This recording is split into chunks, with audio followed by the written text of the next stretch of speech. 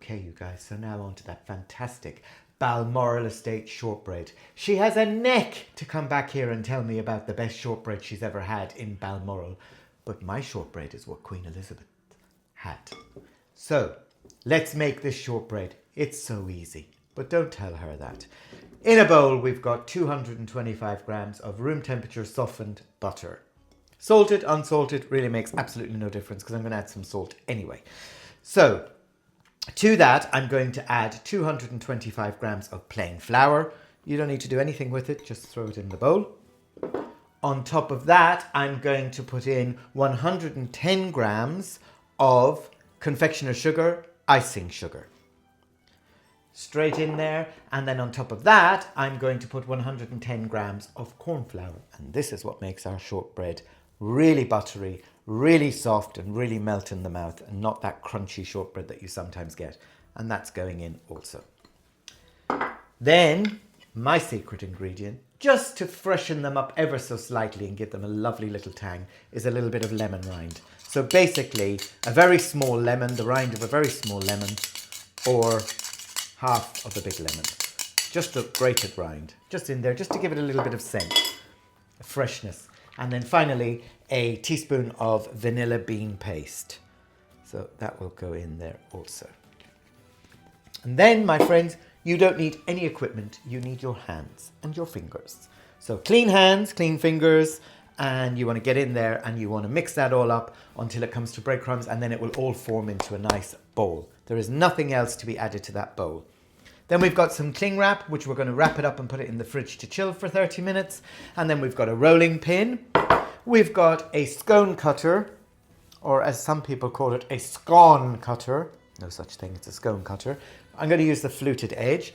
And then I've got a little stamp with just a nice decoration. I was looking for one with the Scottish thistle, but I can't find one anywhere. If anybody's got any ideas of where I can get one, a stamp for the cookies with the Scottish thistle, please let me know in the comments below. Most importantly, a nice cup of tea to get everything going.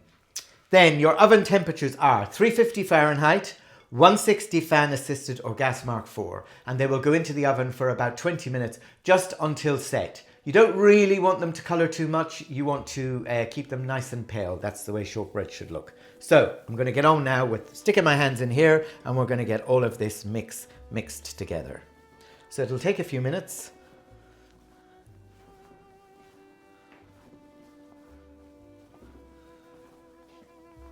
Okay, so I'm just working this in. I've been at it for about 5 minutes. I know it seems like it's forever, but actually, trust me, if you put it into the food processor, yes, it's done instantly, but I think you build up the gluten in the flour and you don't get such a nice, soft, crumbly, buttery texture for the cookie.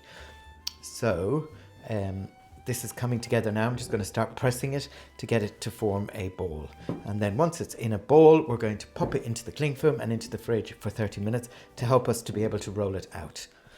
So come over closer, Chris, and have a look inside the bowl so that you can show everybody how it's coming together now into a bowl. And that's it. So altogether, it took approximately 5 minutes to get it to this stage. So it's not difficult at all. Anyway, it's good exercise for the new year. Get yourself in shape, build up your muscles like mine. Isn't that right, Scooter? Okay, so that's come to a nice smooth ball now. I'm going to wrap it in cling film and pop that into the fridge for 30 minutes to set and chill. And then I'll come back to that, I'll roll it out, I'll pop it onto the trays, and we'll prick it with a fork and we'll pop it into the oven. So, pastry's out of the fridge, and I've literally just put a very, very small amount of flour because you don't want to change the texture of the shortbread. And roll it out to about the size of a £1 coin in thickness. And then you want to get your cutter and you want to literally pop down. And then once it's out, you want to pop it onto your baking tray. So we shall carry on cutting and then we'll see how many of them we have in the end. So you don't want them too thin. You want them to have a little bit of depth to them so that you get that nice shortbready, crumbly, melt in the mouth texture. Now the pastry is, once it comes out of the fridge, it is quite stiff to roll. So you just bear with it and it will maybe break slightly, but you just pop it back together and carry on rolling. Okay, so your oven should be on warming at this stage, preheating. And I'm just gathering up the rest of the pastry and I'm just rolling it back out again. And I'm going to cut out some more. And like I said, you don't need to worry too much. It doesn't have to be a perfect circle or anything. You just want to get all of your biscuits cut out. And finally, a nice thick fat one for Peggy. Oops, I didn't say that. There we are. So we've got 1, 2, 3, 4, 5, 6, 7, 8, 9, 10, 11, 12, 13, 14, 15, 16, 17, 18, 19, 20, 21, 22. 22 biscuits out of this mixture. I'm sure you could have got 24 if you wanted to be even about it. But anyway, we're not going to worry about that. So the next thing we're going to do is we're going to stamp our biscuits just to put a nice design on them. Okay. And just press down with your stamper, whatever stamper you've got. And if you don't have a stamper, you don't need to worry, because traditionally shortbread biscuits only had the holes of the fork. But I think this is quite nice. Like I said, I'd love to get my hands on a nice thistle. So if anybody does know where I could get one, or anybody has one lying around the place that they don't use, then let me know. I'm more than happy to pay the postage to get it here. Okay, so to the final bit before they go into the oven, you just get your fork and you just prick your holes in your shortbread. And you do this so that it allows the heat in to the base of the shortbread. Don't worry about the holes, because the holes won't be seen, because once they come out of the oven, we're going to sprinkle them with some lovely sugar, as traditionally that's what shortbread had done. So you just literally prick right down through the pastry, and I'm just doing 4 into each to keep them even, so there's uniformity there. Okay guys, so 20 minutes is up and our biscuits are ready. So out of the oven and just sit them on the cooling rack for a moment. And what we're going to do now is we're going to sprinkle them generously with some lovely caster sugar or just normal sugar. Give them a nice generous coating of sugar. And you can see they've just taken on a very, very light golden colour.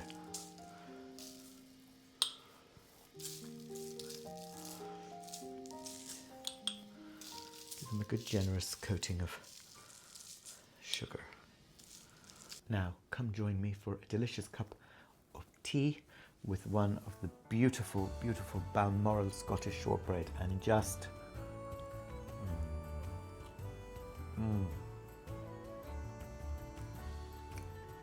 and you just get that buttery goodness, ever so slight fragrance of lemon zest. Really short and crumbly, because the cornflour, or cornstarch as they call it in the States, is what defines this shortbread biscuit. So Peggy, put that in your pipe and smoke it. You behave yourself. You're in enough trouble as it is, boy, young man. Yeah, I'll deal with you later. Oh, we're on. Okay, you guys, sorry about that. So we're going to get on with making these delicious cookies. As I said earlier, they're of a shortbread texture, covered in beautiful confectioner's sugar with a lovely whole almond, toasted almond in the center. They're absolutely exquisite. And the Greeks, they normally make these at Christmas and Easter. And I actually had one in Fortnum and Mason. And let me tell you, they're not a patch on these ones. Homemade are the best, and they're super easy, and all of you can make them, I guarantee you. So let's crack on, and I hope you'll all give them a try. First thing, we've got a bowl and we've got a sieve, okay? We've also got 2 baking trays lined with parchment paper. And in this bowl, we have 400 grams of plain flour. Into that, I've put 1 tablespoon of baking powder, and I've put a ½ teaspoon of salt. And so I'm just going to add all of that to the sieve, and we're going to sieve those together, just to make sure that they are evenly dispersed. That will take you all of a few seconds. And it just creates a little bit of air as well to give the cookies a nice fluffy texture. Okay, so flour, baking powder, salt is in there. Also into that, I am going to add 75 grams of confectioner's sugar. So 75 grams of icing sugar, and I will just give it a sieve just to make sure there's no hard lumps in there, because we don't want any hard lumps being in the center of our cookies. Okay, and that's done. Okay, also you will need 250 grams of butter, which I've chilled and I've cubed. So keep it nice and cold, and that can just go straight into your bowl with your flour. Okay, and we're just literally going to rub this in with our fingertips to resemble fine breadcrumbs. So before we do that, I'm going to tell you the rest of the ingredients. So in this bowl here, I have 100 grams of chopped almonds. And what I've done is I've dry fried them on the pan just to toast them to give them that lovely nutty flavor. Because quite often when they're sitting in plastic bags, they go a little bit soggy and stale and they're not very nice. So I always toast them and warm them up on the pan. Don't burn them, just toast them enough, warm them through to give them a nice toasted nutty flavor. And the same with some whole almonds. I've again tossed them on the pan on the heat so that it gives them a nice nutty flavor. And I don't know how many of these we're going to need. We're going to need however many the recipe will make. So I will let you know at the end. Wet ingredients are a drop of good old cognac. It can be your favorite. This is mine. And a little drop of vanilla essence. And also, if you like, you don't have to, but a little drop of rose water. It just gives them that little nice flavor at the end. So we've got our flour and our butter and everything in here. And now I'm going to get on with just rubbing it all together till it resembles fine breadcrumbs. Trying not to overwork it, because you don't want to build up the gluten in the flour, because it'll make for a tougher cookie as opposed to a nice, light, fluffy one. This should take approximately 5 minutes or so. Okay, so that butter is all incorporated in there now, and you can see it's lovely golden and it's just like sand. So that'll all start coming together once I start adding a couple of wet ingredients to it. So I'm just going to clean off my hands here, and I'm going to get my chopped hazelnuts. I've just told Scooter, which is why he's sulking there in the bed, that the vet has called to say he now has a nut allergy and therefore he won't be able to receive one of these biscuits. He's sulking. It's not true, but anyway. He's got his little teddy bear beside him. That's when he's really sulking, when he's got Bunny beside him. Okay, so almonds in, chopped almonds in. Give them a stir. Oh, they smell absolutely amazing. So they've all gone in now. And it really does look like breadcrumbs now, especially with things in. Okay, so we're going to put in a teaspoon of vanilla, good vanilla essence. That's gone in. Okay. Who measures brandy? A little glug of brandy. And a little glug of rose water. And do be very careful with the rose water, because it can be very strong. So I normally literally put just a capful. That's plenty. Oh, and it smells amazing. Wish you could smell this stuff. It's really beautiful. You can normally get it in like one of the ethnic shops. That's where I get it from. One of the Asian shops here. Okay. So now what we're going to do is we're going to get our hands in there and we're going to get working this mixture together till it forms a nice ball. And it will come together because the butter is starting to soften. We don't want it to soften too much. And so what we'll do is once we've formed these and put them on the trays, we'll pop the trays into the oven for about half an hour just to firm up the butter again, so that when they go in the oven, they don't spread too much on us, because we don't want them to spread. We want them to remain nice and firm. So you can see it's coming together now, and we'll just work it till we get it into a nice ball.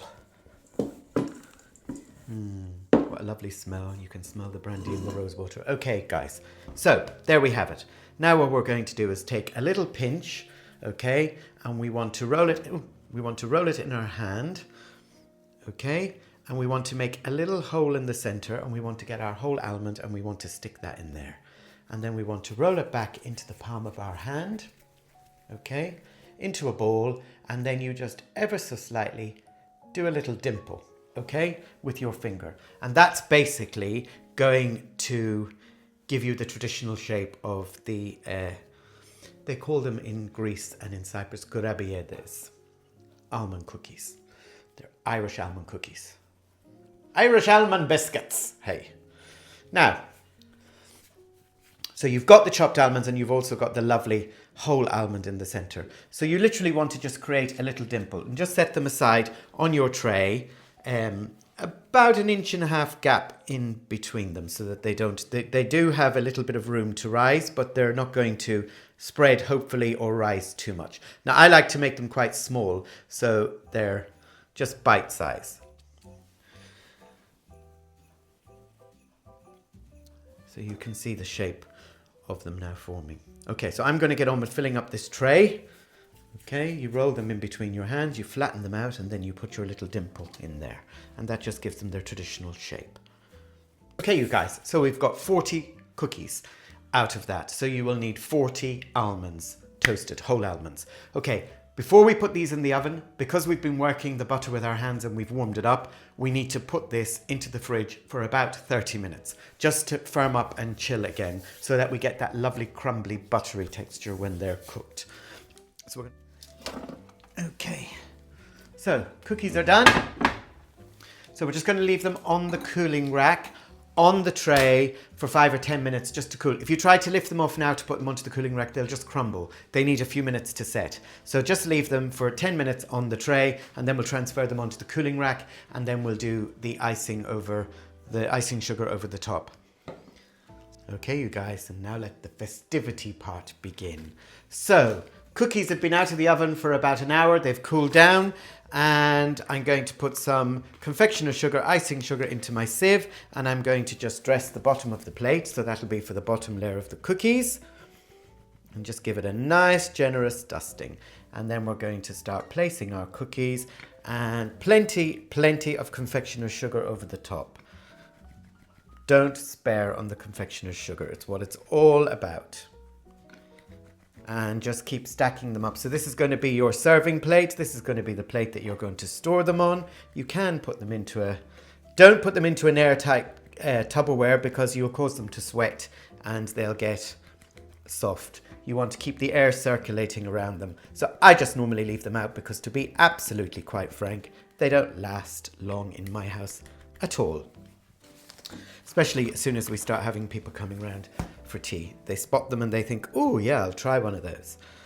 Woohoo! And there we have it. The most beautiful Christmas almond cookies that smell amazing. And we're going to have some with a nice cup of English breakfast tea.